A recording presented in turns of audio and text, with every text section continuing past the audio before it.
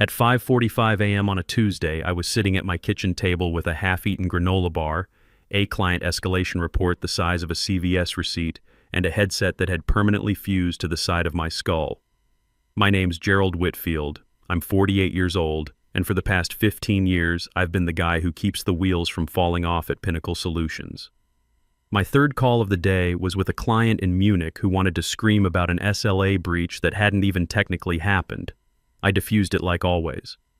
10 minutes later, our Manila liaison pinged about a backlog of onboarding forms stuck in someone's idea of a digital workflow. I fixed that too. This was just normal Tuesday morning stuff for me. For 15 years, I was the quiet engine keeping our biggest contract from falling apart. I didn't ask for praise, I didn't make noise, I just delivered.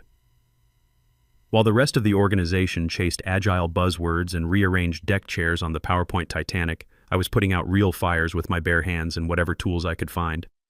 The founder, Charles Hartley, back when he actually ran things, once called me his safety net with teeth in front of the board. I laughed then, but I knew what he meant. I kept the whole thing from free-falling. If you've been in corporate America long enough, you know what I'm talking about. There's always that one guy who actually knows where the bodies are buried. See, I wasn't just some middle manager pushing papers around. I was the guy who understood the intricate web of client relationships, regulatory requirements, and operational dependencies that kept our largest account humming. When other departments created problems, I solved them before they became disasters. When clients had concerns, I was the voice they trusted. When systems broke down, I was the one who knew exactly which buttons to push to get things working again. The thing is, quiet competence works until the volume gets cranked by someone who thinks shouting equals strategy. Enter Austin Hartley. He arrived like a cannonball out of an MBA catalog. White teeth, loafers with no socks, a spreadsheet fetish, and the kind of ego that required its own onboarding flow. His dad, the founder, pulled strings to get him the VP of Operations title before he could spell compliance. I met him in the hallway on his second day. He was trying to connect his phone to the office printer, said something like, "You must be Gerald. I've heard you basically run this account." I smiled. We both knew it wasn't a compliment. Austin was 29, fresh out of some prestigious MBA program, full of theories about lean operations and digital transformation. The kind of guy who used words like synergy and paradigm shift in casual conversation. He had that confidence that only comes from never having to clean up your own mistakes. At first, he was all charm and awkward fist bumps, but within a month it started. Meetings where I was suddenly uninvited, emails that went out to clients without review, process changes that ignored the realities of our client contracts like gravity was optional. He'd CC me on announcements that affected my team, then ghost me when I asked for clarification. At one point, he called my work legacy operational clutter in a company Slack channel. I wasn't tagged. I was just the punchline. The worst part? People started listening to him because he had a title and a jawline and a slide deck with the word synergy in 42-point font. He wore confidence like cologne, and most of the executives, too tired or too distracted, let him spray it everywhere. Meanwhile, I was still doing the job, still managing the client, still taking those early morning crisis calls, staying up late to proof technical documentation, reviewing deliverables line by line so nothing caught fire. My team knew what was happening, but we were told to align with Austin's vision and lean into the transformation. What transformation? Taking a stable, revenue-generating account and stuffing it into a blender labeled cost optimization. I didn't argue. Not yet. I watched. I documented. When he called my workflow bloated, I smiled and nodded. Let the boy hang his own tie. But I'll admit, by the third time I was cut from a project sync, I felt it. That crawl in your chest that whispers, "They don't want you here anymore." Still, I had leverage. They just didn't know it yet. Austin was about to find out what happens when you mistake silence for submission. The first time Austin rewrote my project schedule without consulting me, I figured it was a rookie mistake. The second time, I thought maybe it was ego. By the third, when he rerouted a $4 million vendor invoice through his friend's agile task force, I realized we weren't dealing with inexperience. We were dealing with entitlement dressed up in a designer blazer. Austin didn't ask. He declared. One morning, I logged in and found a brand new workflow tool live for my team. No notice, No testing, no integration checks. Just a link in Slack with the caption, "Try this out." It's cleaner. Cleaner? It didn't even have document version control. My analyst spent 3 hours just figuring out how to upload the right PDFs. We flagged the risks. I flagged the risks repeatedly. I kept a running list. Missing escalation steps, unclear data access permissions, an API integration that had more holes than a golf course. The workflow tool he'd implemented couldn't handle our compliance requirements. It couldn't track the audit trails we needed for regulatory reporting. It couldn't even manage the basic approval chains that kept us from violating client contract terms. I sent it to legal. I copied him. He responded once. "We'll fix it on the fly. Speed over perfection, Gerald. Great slogan for a pizza place. Terrible for a multi-million-dollar service contract with clawback clauses." Then came the email. The one he sent department-wide on a Friday afternoon in early October. Subject line, operational. Efficiency Phase 2. Right there in the 4th paragraph was this gem. Some legacy processes remain in place due to internal resistance from team members set in their ways. We appreciate your patience as we modernize. Set in their ways. He didn't name me, but come on, I was the only ops lead still left from the original contract onboarding. It was a slap across the face delivered with a passive-aggressive post-it note. One of my junior analysts, Kevin, messaged me right after. "Was that about you?" I didn't answer directly. Instead, I told him to keep his head down and focus on the work. But privately, I was already reviewing the contract. The client contract. The real one. Because Austin had started making noise about outsourcing the implementation arm of the project. "Move it all offshore," he said in one meeting the following week. "Save 30% and look lean for the investors. We can have a team in the Philippines handling the day-to-day ops within 90 days. Never mind that the client's SLA specifically required a US-based escalation lead. Never mind that I was named as the escalation lead. And never mind that we had a clause buried on page 47, added back in March 2019 during some regulatory chaos that tied the contract's continuation to named personnel presence. Named personnel presence. Me. Let me take you back to March 2019 for a minute. The manufacturing sector was dealing with new safety regulations, and everyone was scrambling to stay compliant. Our biggest client, Weber Industrial, was threatening to pull out of every contract they had unless their vendors locked down dedicated escalation leads. No more rotating support teams, no more ticket systems. They wanted a human being they could call at 3 a.m. when their production line went down, and they wanted that person to have the authority to actually fix things. I remember sitting in a conference room with Heinrich Weber, their head of risk management. He was a guy who'd been in manufacturing for 30 years, had survived 3 economic downturns, and didn't suffer fools or buffer lag. His exact words, "We need continuity. Gerald, not just in title, in person. You keep this thing alive. If you leave, we leave." At the time, I was too buried in deadlines to realize how rare that sentence was. But Heinrich insisted on it. He'd worked with too many vendors who promised dedicated support and then shuffled people around like deck chairs. He wanted accountability. He wanted my name on paper. I looped in our legal counsel, Patricia Kellerman. We drafted the clause. Standard at first, dedicated escalation resource, subject to mutual agreement, blah, blah, blah. Then Heinrich sent back his red line. He added 3 words that would change everything, specifically Gerald Whitfield. Patricia raised an eyebrow. "You sure about this? Tying it to a person, not a position?" I didn't blink. Their organization buys stability. I'm stability. So we did it. Section 6.4b, continuity of named personnel. It wasn't ceremonial. It wasn't HR fluff.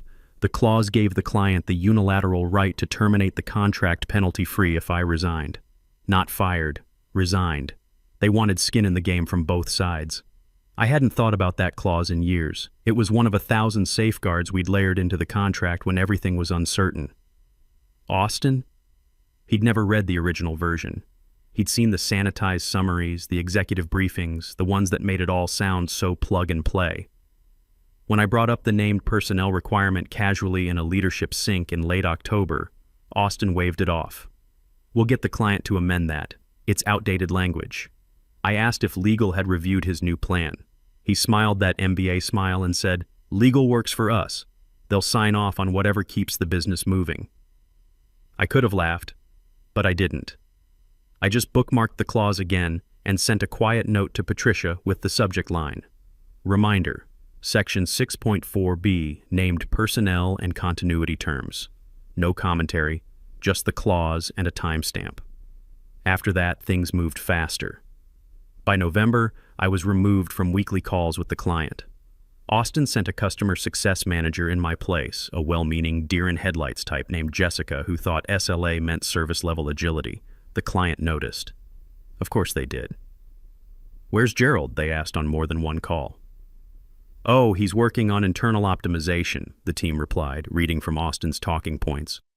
I was sitting 3 floors above them, watching, listening, waiting. The pressure started to build, not in outbursts, but in the way every hallway conversation ended when I walked past, in the polite silences, in the sudden non-invites to meetings I'd led for years. I was being erased, one calendar update at a time.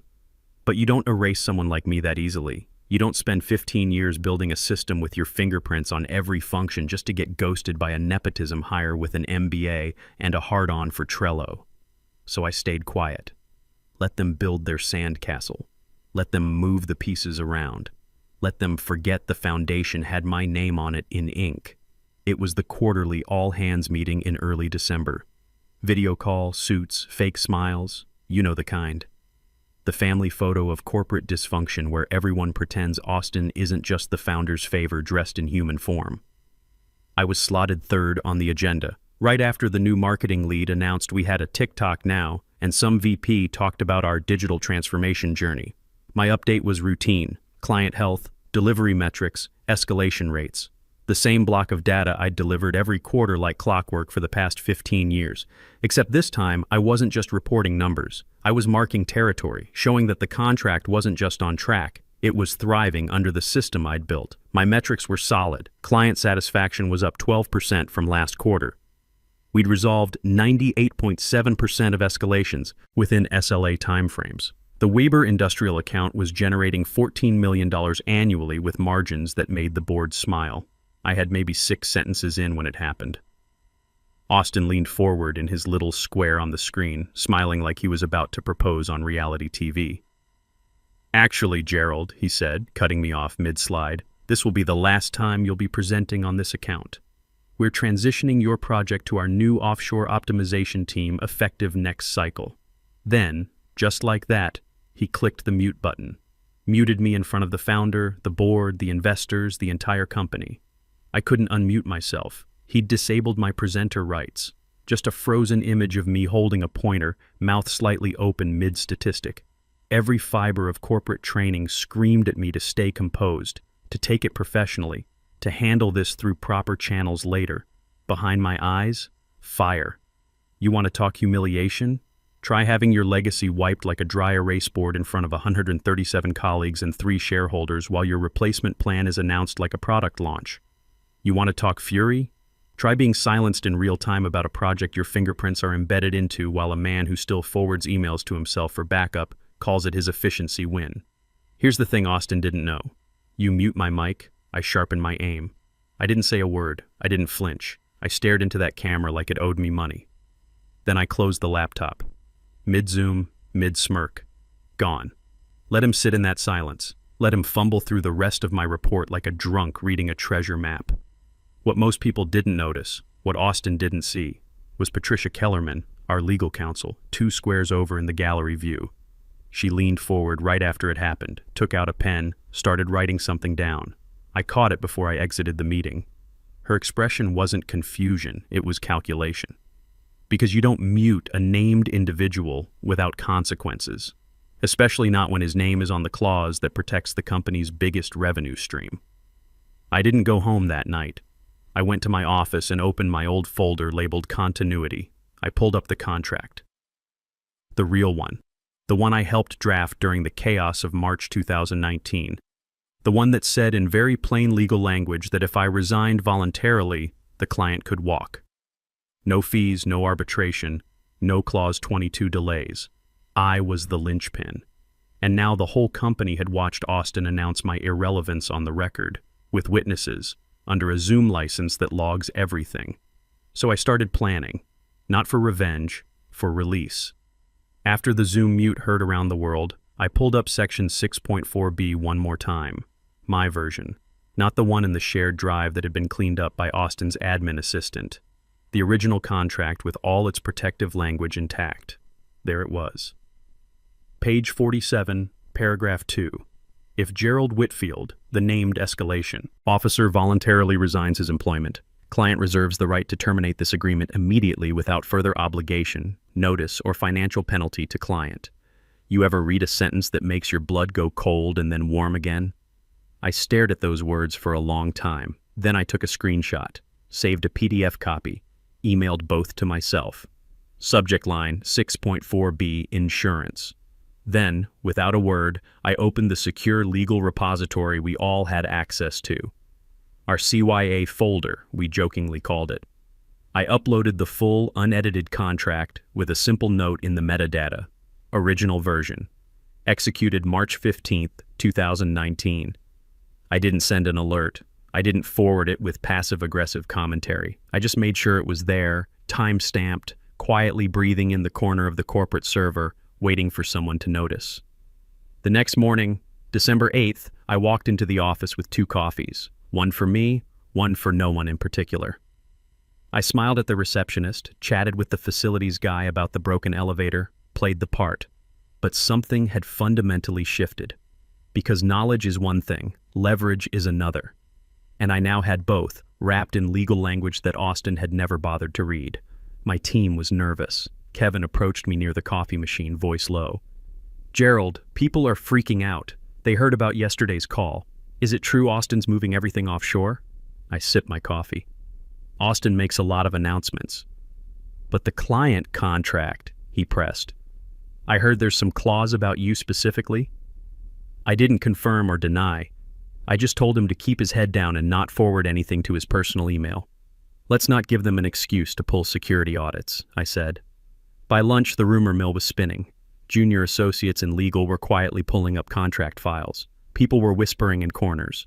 Someone had noticed my upload to the legal repository, and word was spreading like wildfire through the organization.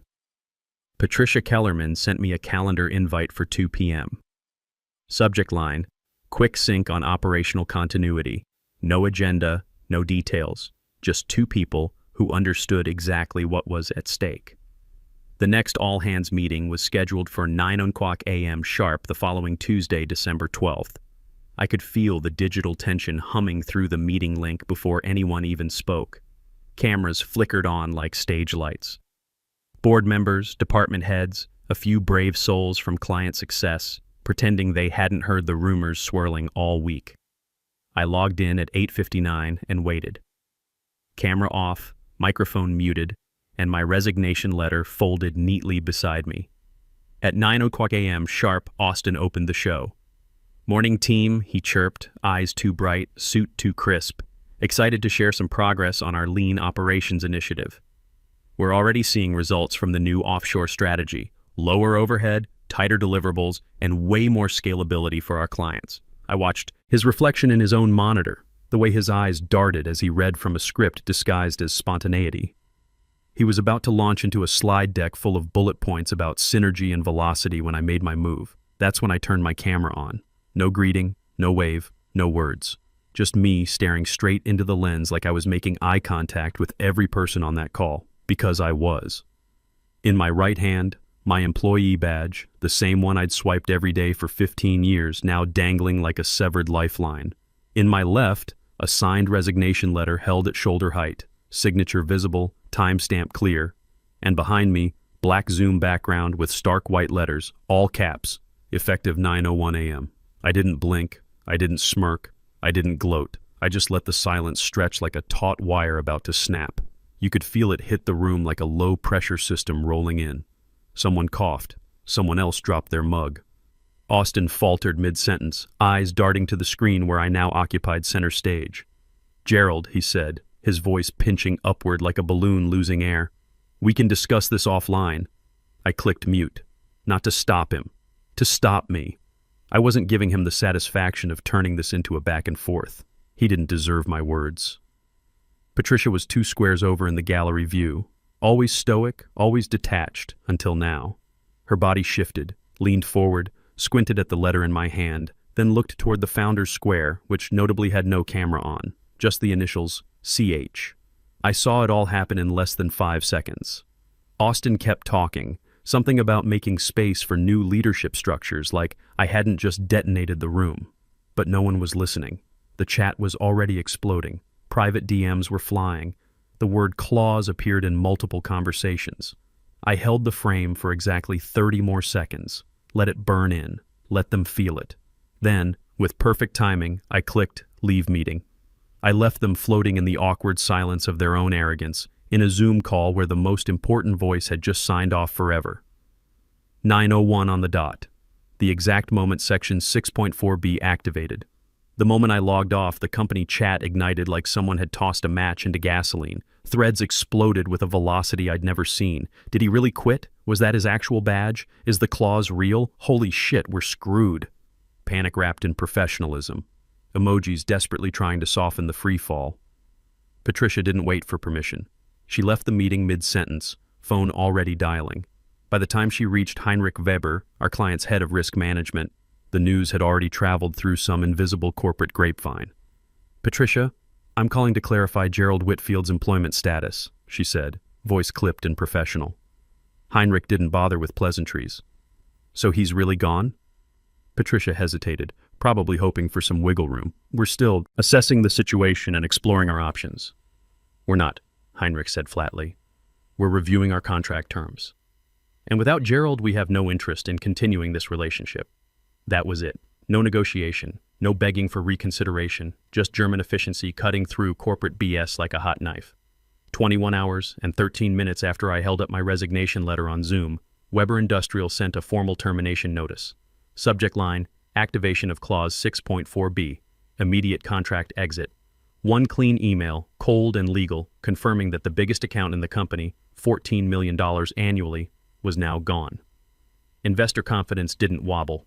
It collapsed like a house of cards in a hurricane. By midday, 2 board members had canceled their upcoming meetings, citing urgent internal matters. One forwarded a message chain to legal demanding to know what genius approved this transition without a succession plan. Austin's name was mentioned 5 times in the first paragraph alone. Austin tried damage control, spinning the loss as a regrettable but ultimately manageable churn event.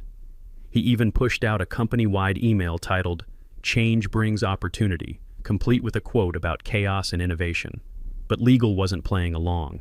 When investors asked directly if the contract was lost because of my resignation, Patricia didn't hedge.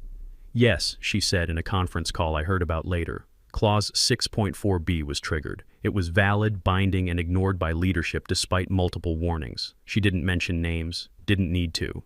The founder's email leaked 3 days later. Someone in IT had enough and forwarded it to half the company. Subject line, "You muted the named person." No greeting, no corporate speak, just Charles Hartley's fury in pure, unfiltered prose. We entrusted him with continuity, and instead, we got ego. You don't silence the clause holder mid-call and expect no consequences. You muted the named person. You signed our exit slip with a smirk. By the time the company scrambled to contain it, screenshots were already making rounds in group chats across the entire organization. Austin was stripped of project oversight that Friday, quietly suspended pending internal review. Corporate speak for, "We're figuring out how to fire the founder's son without causing a family meltdown." Meanwhile, I was already 6 steps ahead. I'd accepted a consulting offer from Weber Industrial themselves. They wanted continuity. They got it. New office, new contract, same expertise they'd always valued. That Tuesday morning, a bouquet arrived at my apartment. Deep crimson roses, simple and elegant. No card, just a single folded note tucked under the ribbon. "If you ever want to come back, we'll do it your way. CH." I didn't smile. I didn't cry. I just placed the note in my desk drawer next to a copy of Section 6.4b. Funny thing, I never raised my voice. I just made sure they finally listened.